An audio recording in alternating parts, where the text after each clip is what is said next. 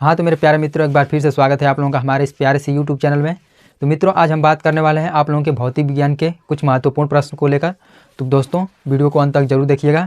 तो आइए देखते हैं पहला प्रश्न। इसमें पहला प्रश्न अपन ने लिया है, कूलाम का वैद्युत बल संबंधित नियम लिखिए। ठीक दोस्तों, यहाँ पर मैंने जो भी प्रश्न लिए हैं वो आप लोगों के बोर्ड पेपर में कहीं ना कहीं पूछा गया है। ठीक दोस्तों, तो ये आप लोगों के बोर्ड पेपर की दृष्टि से इम्पोर्टेंट है। तो इन सभी प्रश्नों में से आप लोगों के पेपर में आने के चांसेस बहुत ही अधिक है।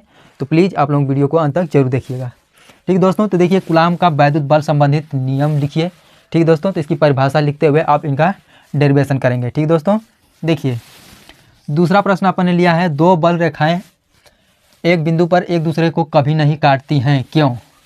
ये आप लोगों को परिभाषा के तौर पे 2-3 लाइन की परिभाषा होगी। आप लोगों को इस पे 2 या 3 नंबर आराम से मिल जाएंगे। इस पे तो 3 नंबर रखा है, इस पे 3 नंबर। ठीक दोस्तों, अब देखिए ये तीसरा प्रश्न अपन ने लिया है, वैद्युत क्षेत्र की तीव्रता की परिभाषा व मात्रक लिखिए। इसको आप लोग आराम से कर सकते हैं। ठीक दोस्तों, इसको मैंने आप लोगों को कराया है। और देखिए इसमें चौथा प्रश्न अपन लिया है, वैद्युत द्विध्रुव के निरक्ष में वैद्युत क्षेत्र की तीव्रता का व्यंजक प्राप्त कीजिए। इसको आप लोग मोस्ट इंपॉर्टेंट करके जरूर पढ़ लीजिएगा। ठीक है दोस्तों, इसको आप लोग जरूर पढ़ लीजिएगा। यहाँ पे पांचवा प्रश्न दिया गया है, अक्षय स्थिति में वैद्युत क्षेत्र की तीव्रता का व्यंजक प्राप्त कीजिए।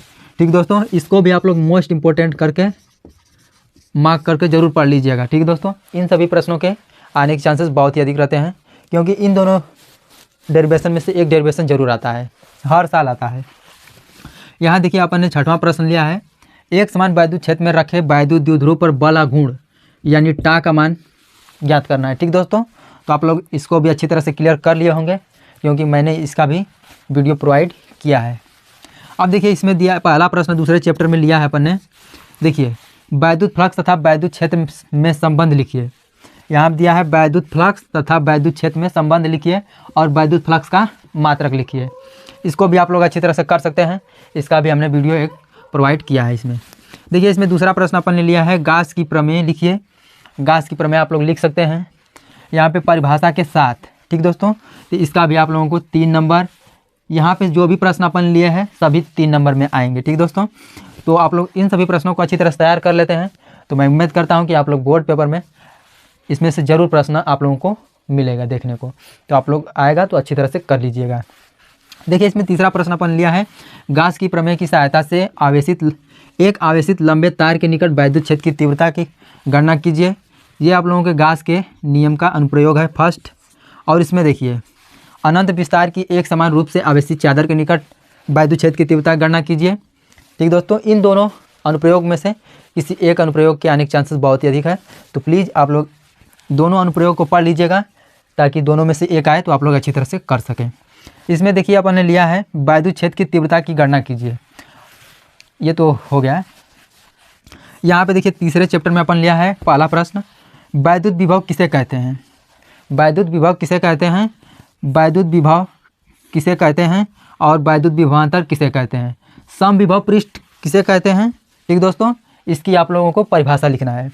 देखिए यहाँ पे वैद्युत विभव किसे कहते हैं, वैद्युत विभवांतर किसे कहते हैं और समविभव पृष्ठ किसे कहते हैं। तो इसकी आप लोगों को अच्छी तरह से परिभाषा लिखना है, तो आप लोग अच्छी तरह से कर सकते हैं। देखिए आप लोग परिभाषा को अच्छी तरह से पढ़ लीजिएगा, पढ़कर आप लोग समझ करके इसका आंसर अवश्य दे सकते हैं। यहाँ पे देखिए दूसरा प्रश्न अपन ने लिया है, बिंदु आवेश के कारण किसी बिंदु पर वैद्युत विभव की गणना कीजिए। ये आप लोगों के जो भी बोर्ड पेपर में आएगा तो 3 या 4 नंबर में आता है। ठीक दोस्तों, तो इसको आप लोग अच्छी तरह से मार्क करके क्लियर कर लीजिएगा। अब देखिए इसमें दिया है तीसरा प्रश्न, विभव प्रवणता किसे कहते हैं? विभव प्रवणता किसे कहते हैं, इसकी आप लोगों को परिभाषा लिखना है। यहाँ पे देखिए वैद्युत स्थितिज ऊर्जा का व्यंजक प्राप्त कीजिए। इसको भी आप लोग अच्छी तरह से क्लियर कर लीजिएगा। ठीक दोस्तों, वैद्युत स्थितिज ऊर्जा का व्यंजक प्राप्त कीजिए। ठीक दोस्तों, तो अब चलते हैं अगले पेज पे। हाँ तो दोस्तों, ये रहा आप लोगों के सामने चौथा प्रश्न। तो देखिए इसमें चौथा प्रश्न दिया गया है, चालक किसे कहते हैं?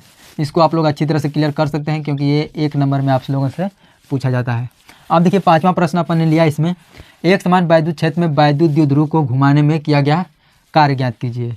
ठीक दोस्तों,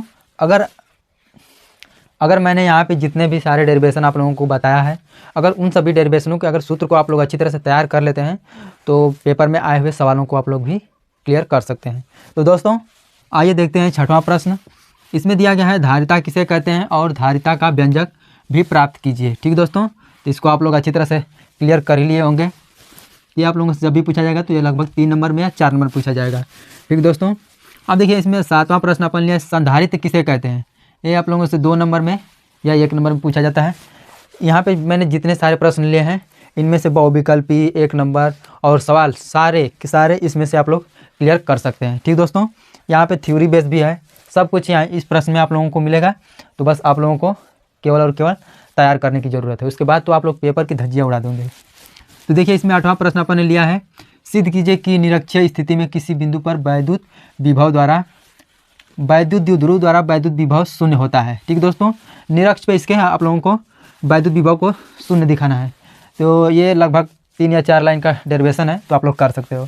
देखिए यहाँ पे 9वां प्रश्न अपन लिया है, किसी चालक की स्थितिज ऊर्जा के लिए व्यंजक प्राप्त कीजिए।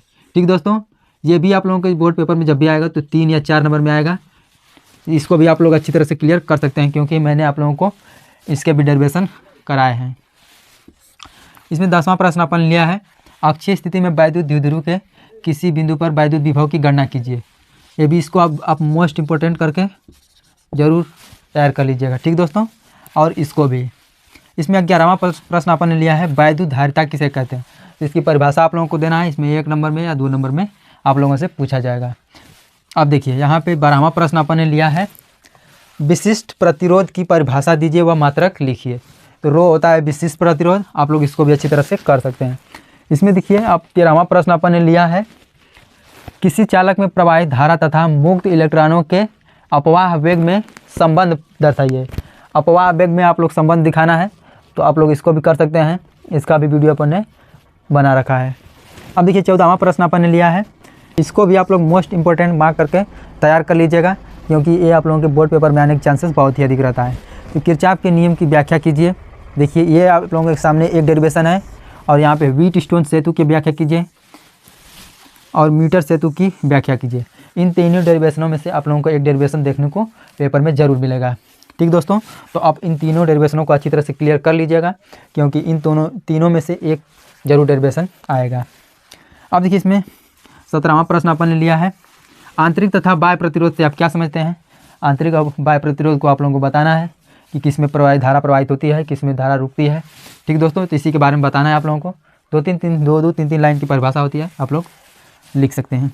देखिए इसमें 18वां प्रश्न अपन ने लिया है, सेल के वैद्युत वाहक बल से क्या तात्पर्य है।